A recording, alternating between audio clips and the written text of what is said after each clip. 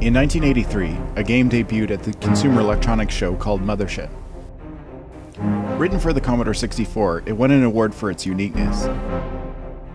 Tying several different gameplay styles together into a narrative was something that the world hadn't seen before.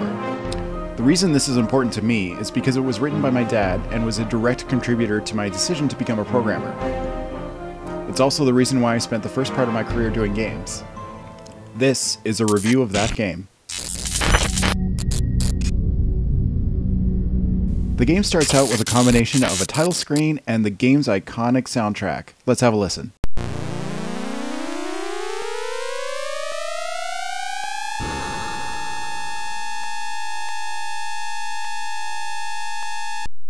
And that is the extent of the music you'll hear in this game, so for the rest of this review, I'm going to go ahead and add my own.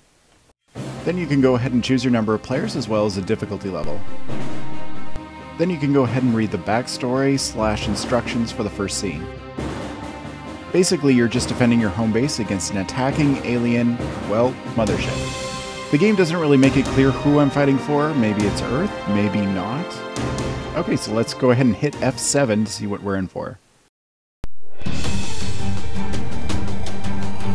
So here I am in my spaceship fighter craft, and basically your only job here is to shoot and dodge.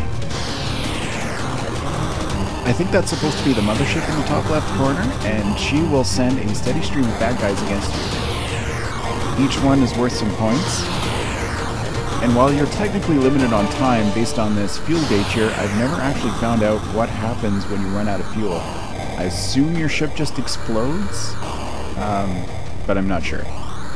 Now, one trick I learned when I was a kid was if you position your ship in just right at the right spot, you can actually hit those bad guys before they even get anywhere near you, and I'm demonstrating that here. And once you've shot enough of them, your reward is to have your screen freeze and hear that iconic background music again.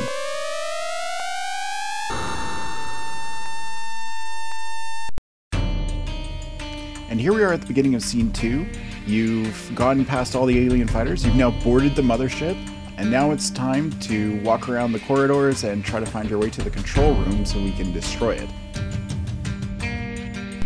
The gameplay in the second scene is entirely different. Now it's almost more of a platformer. It doesn't really feel like a platformer when you're actually playing it. The goal is just to shoot these bad guys and use the elevators to get up the levels. You can only use each elevator to get up one level. And you have to be careful not to fall down these pits because that will really screw up your game.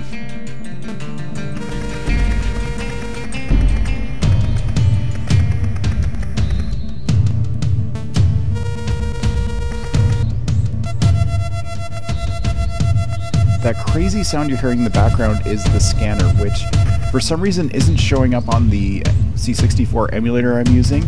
Basically, it scans from left to right and then right to left down each floor in kind of an S pattern. So you kind of have to time it out to kill 2 or 3 aliens and then try to get yourself into the elevator where you're safe from the scanner. And the thing to really remember about this level is don't hang out inside the elevator too long, because if you're inside the elevator, your shots don't count. And that's it for Scene 2. As you can see, I've had a lot of practice with this. Now it's time to move into the control room and see if we can blow this sucker. Now here we are entering the control room of the mothership. You'll probably notice some inspirations from Arkanoid in this level. Basically, your goal is to get through these green items in order to get to the little red circles and shoot them. Again, it kind of reminds me of Arkanoid or the gameplay from the Tron arcade game.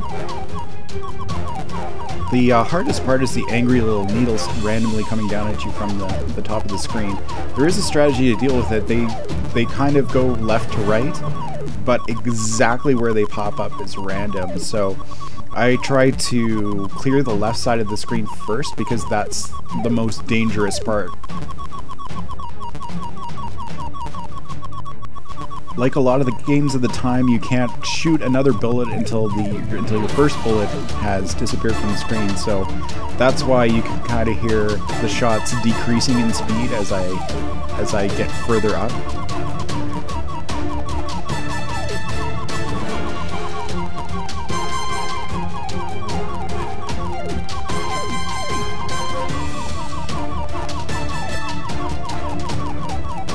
And once you're done clearing all of these red circles,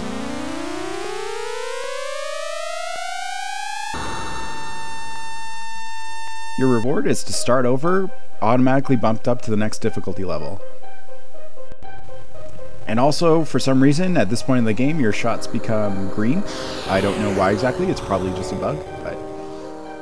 A few years later, the game Agent X2 was released, and by some crazy coincidence, it was also made up of 3 distinct gameplay styles tied into a narrative, including a space shooter, a platformer, and something that's a bit like Arkanoid. So I guess at the end of the day, Mothership hit a formula that was successful, or at least worth copying once. Until next time, I'm Navek, saying hack responsibly.